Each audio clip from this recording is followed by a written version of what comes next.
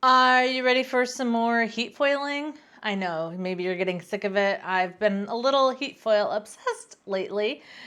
I don't know what to tell you. I just love it so much. So I have a fun technique for you today. We are going to do a multicolor heat foiling. But before we get there, I just want to introduce myself. I'm Christy from Crafty Christy's Creations, and I'm here to help you master your silhouette. So let me give you some backstory and then we'll dive into this fun multicolored heat foiling technique I have for you. So, like a while back, I said that I got rid of stamps and things. Well, I tend to hoard cards that I make, and I usually make multiples. So this is a card that I made a while ago, and it has all of this background here is heat embossing that you do with stamping, and then with some multicolor things in there. And I can link the video up here to how I made this card many years ago with all the fun things. But now that I don't have stamps, it's time to revamp this so that I can make this card with my silhouette. So I bring you version number 1 of this card, but you can see we've got multicolor heat foiling there, and I've made some changes to it. This is version 1. This happens a lot. Before I ever show you a finished product, I usually go through and I'm like, no, let's tweak it some more. Let's tweak it some more. So I've made some more tweaks to this card to make it look more how I want it to look, to step it up even more. But today we are just going to focus on this multicolor heat foiling. You can see on this card, I've got it in 3 different columns going up and down. But I'm going to show you this next one we're going to do it on a diagonal. This just looks a little too, I don't know. I don't love the very defined marks that are on there, so I think maybe on an angle will help with that. So let's go ahead and dive into Silhouette Studio so that we can get going on this fun card that we're going to do. Okay, so here is my new version of the Happy Harvest foil card. You can see I've made some changes here. I've got this piece here in white, whereas before I did it in brown. And then I left this one in yellow, but I cut it out of gold foil this time. So it looks a little bit more shiny. I like the way that looks better. And then the other difference I did on the inside of this one, I did an orange and a yellow layer. I don't love it. So this time we're going to do a white layer, and then I did another little heat foil acorn, goodness, there. And then I already went ahead and did that. I did it in a solid heat foil. These are both done in copper on the white pieces. So I went ahead and did that. But let's get focused on what we're supposed to be working on. So what we're going to do this time is just this background, and we're going to do it in that multicolor. So I've already ungrouped my design, and then I'm just going to peel off the parts that I don't need right now. Already cut these and that. Whoops, Control and Z, undo. That needs to move. Oh, and I didn't clean up my 2 colors there. So you could still use this one if you wanted to do like an extra layer border under there. I just opted to go straight on the background. I think that's going to work better. Okay, so here is my heat foiling. I know it's kind of hard to tell. You've got a blue score line here, and everything on this brown piece is in like a dark green. Same with these. I have all of the heat foiling in this dark green color to make it a little easier because you have to do this by line color. Okay, so let's go ahead and get this set up. On my page setup, I am doing my Cameo 5, but I'm going to use my Electrostatic Mat, and my media size is going to be letter. That's the size paper that I'm using. I've got that set up. My other handy trick, I like to show the grid. We're going to take off that snap to grid. That makes life a lot easier. And I think all of this, sorry, don't mind me squinting here. I've got sunshine coming in this window, and I have not put in blinds. It's like hard for me to make the sun go away, especially now that like fall has showed up. But I am sitting here squinting because with that backlighting me on my computer screen here, it makes it hard to see. Okay, so I think, good. Okay, all of this is grouped together still, which is wonderful. And then I'm gonna take my design and I'm gonna come over to this 1 inch by 1 inch. So I've got my rulers showing here and then down the side here. So I know where I'm placing things, and then here's that lovely score line. Using the electrostatic mat, I am going to do my cutting first, and then I'm going to do my foiling. If you are using, really, I mean, I guess it doesn't matter so much. If I was going to do this on my regular sticky mat, I'm going to use some light tack transfer tape under that instead. And you know what? All of these tips and tricks that I'm telling you, you can find in my Silhouetter's Guide to Heat Foiling ebook. Okay, this has 30 pages worth of tips and tricks to set up your heat foiling using the Cameo 5 and the Silhouette heat pen, which I'm going to show you today. And then also using the foil quill and a sticky mat, so you get both versions. And then there are 5 projects in here that are step by step. And then you get the SVG and studio file formats of the 5 projects that are in here. So there is a link below the description here where you can grab this heat foiling book. But that is a good one if you want to dive deep into heat foiling and you're like, Christy, I'm lost. I don't know what you're talking about. Okay, stick with me. But that's how I'm kind of getting things set up here. Because I'm on the electrostatic mat, I can go ahead and do my cutting first. So let's get this set up to do our cut first. So let's jump over to the Silhouette cutting machine. All right, I've got my cutting machine here. I have my brown cardstock. I'm going to turn on my electrostatic mat. It's going to hold that down. The other thing I'm going to do is, sorry, I've just been heat foiling. I'm going to go ahead and put this heat pen in. This is the thicker one.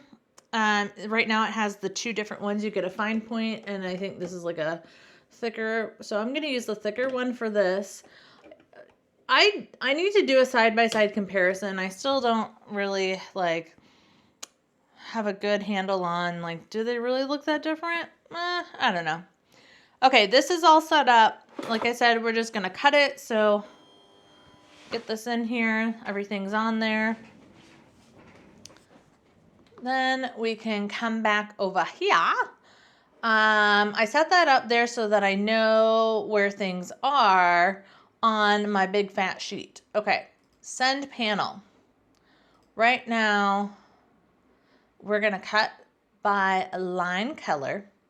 And I'm only going to cut out the line. Yeah, I'm going to cut out the card design, and then I'm going to score my score line across it. So let's get that set up. I've got this set up to cut, and I'm going to change this action to score. And with my score, I'm going to take that down to a blade of 1, leave everything else there. Looks good. And then my cut action, I like a blade of 4. And a force of 25 usually works pretty well. I've got those set up, and now we can hit send. And it's going to go ahead and start cutting out our design. So we're just cutting that card base first. and then it's going to go ahead and do my score line. Again, I like doing this stuff first, especially with the electrostatic mat. It makes it so easy because now I can really gauge where all of my heat foiling needs to happen. And then here's the score line.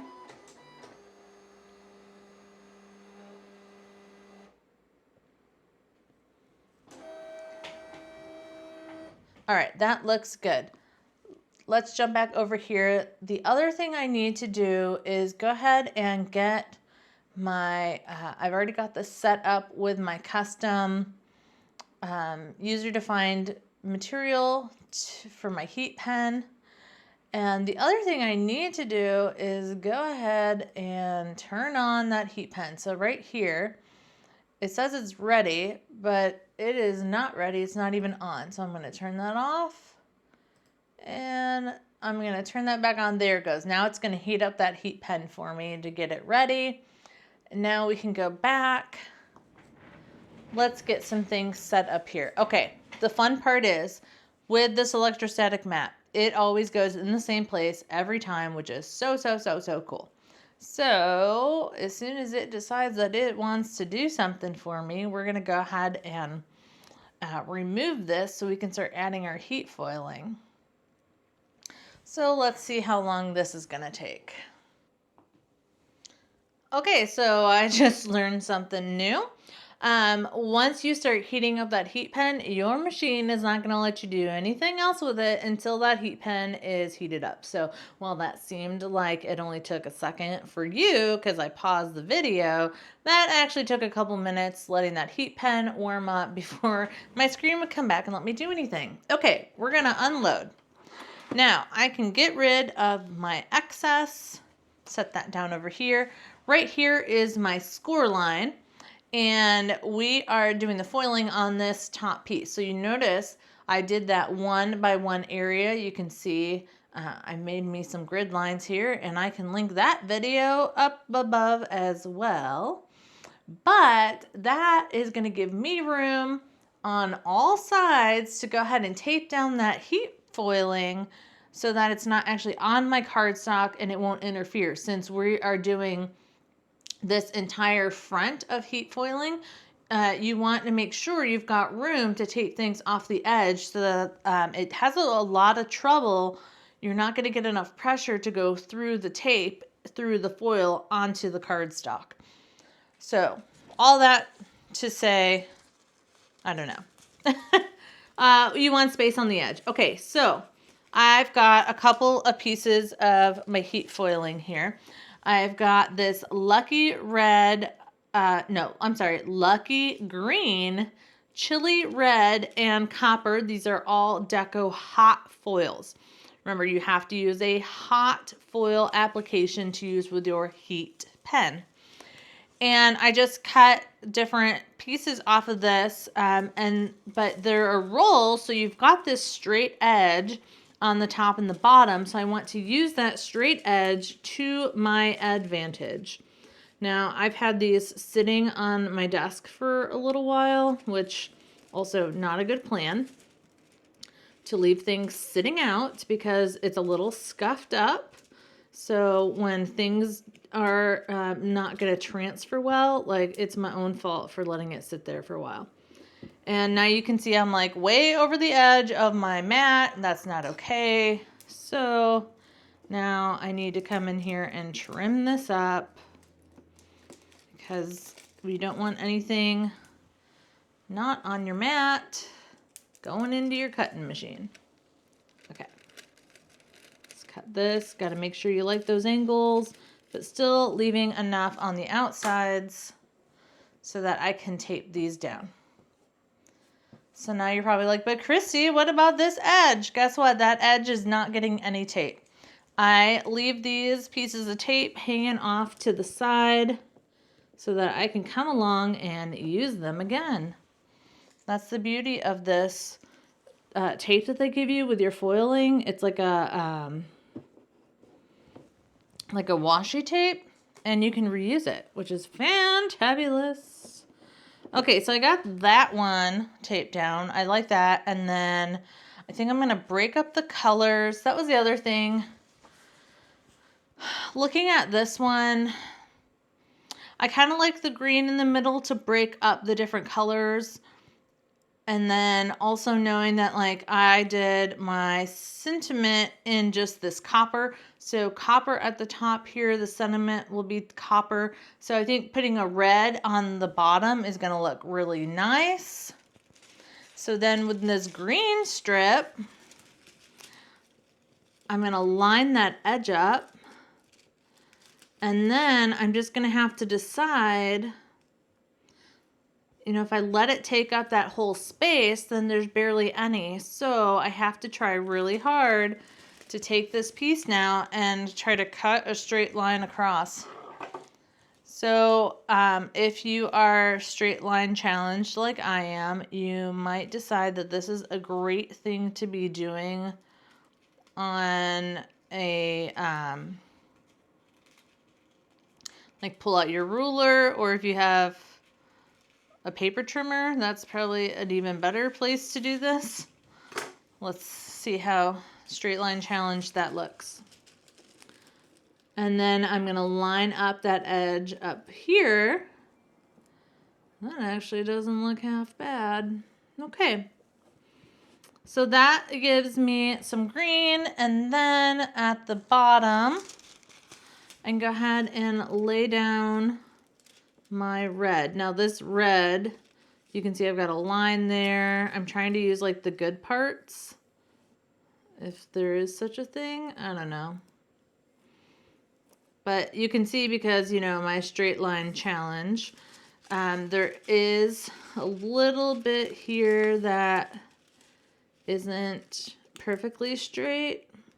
So I'm going to see what happens if that kind of overlaps ever so slightly, and see if that will still foil nicely. Well, it's a little test. Okay, but I got these down, so now I can come through. Here's my score line. It's still pretty visible there, so I can go ahead and tape these over here. And then I'm going to tape these down here. Not only am I taping them together, but I'm also taping them down to the mat. And then just to help keep this pulling nice and taut, I'm going to tape out here. Okay, that looks pretty good. Everything's pretty well taped down. This green probably needs a little bit more.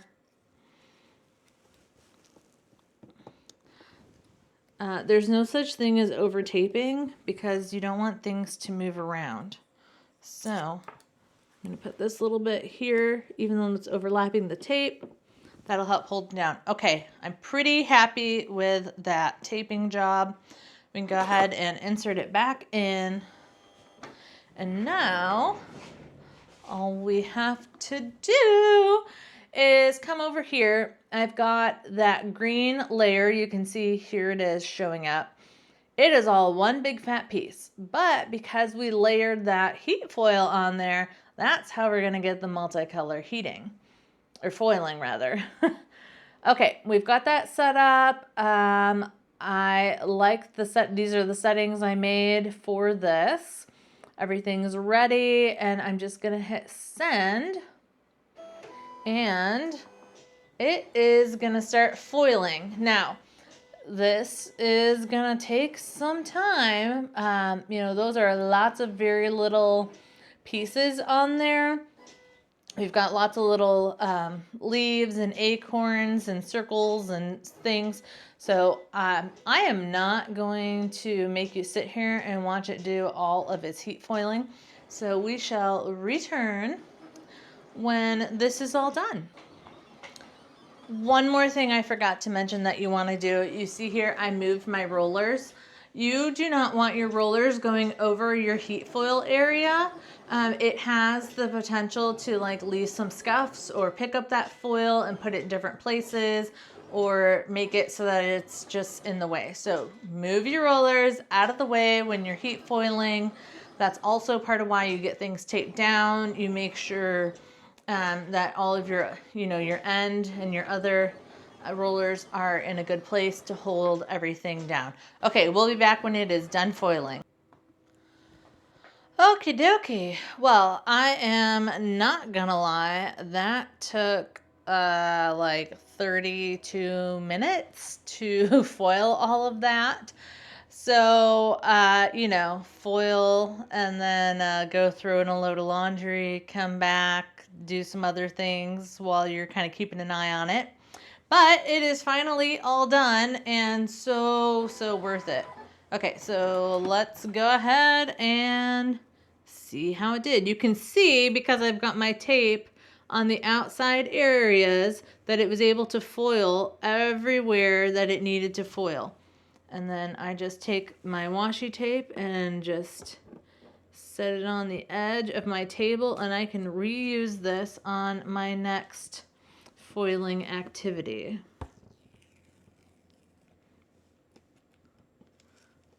And I am going to be careful with this tape. You still want to be gentle as you peel it up, because 1, you don't want to ruin the foil, and 2, you want to be able to reuse the tape. That's how you stretch your supplies even longer. Okay, so this red piece is done. Let's go ahead and lift that off. And oh my gosh, that looks fantastic. We've got just a little bit of tape here to peel the green. Now, we did have a little area here where the red and the green overlapped, like slightly overlapped. And I was hoping that because this green, because the foil is pretty thin, unlike the tape, that it wouldn't be a big deal. And it looks like it was not a problem at all. That green, where the green and the red met, there is still foil everywhere. There's no incomplete foiled areas, so that is great. That means it did foil through where it overlapped. And then let's see about this one here. Again, foiled beautifully. So now I've got this beautiful card. Yes, it took a long time to do, but I think it was totally worth it. So now you can see here is, we can turn that off, foiled on a diagonal, and here is the same idea but foiled up and down. You can see the different aspects of how that works. Now you're probably thinking, well, okay, I've got all these little scrap pieces now that you cut off. I just roll these up nice and neat, and I stick them, I keep all of my foiling stuff in a bin, and I will just set those in there gently to make sure that I can save all the extra parts of my foiling. And then in a separate video, I'll finish up putting this card together. But that is how you can do a multicolor heat foil on one design. So remember, grab that Silhouetter's Guide to Heat Foiling. I've got the description below. And so see the Silhouetter's Guide to Heat Foiling. I will link that below. So if you want to take a deep dive into heat foiling, I have 5 different projects in there. I believe 2 of them are on cardstock. And then there's also ribbon, vinyl, and faux leather. So there are your 5 projects. And I show you how to do things with the Silhouette heat pens, and then also with the foil quill, or same concept for any other third-party heat pens. So grab that book, and then if you want to make this card yourself, make sure you really like the person you're sending it to, because it takes so long to foil. But I will also leave that below. You can grab that over in my store on my website. You can grab it over on Etsy or Design Bundles, but I will link below to where you can grab it on my website. So there you have it, heat foiling, multicolors without cheating with those multicolor rolls like the rainbow foil I have. So I'll see you in the next one.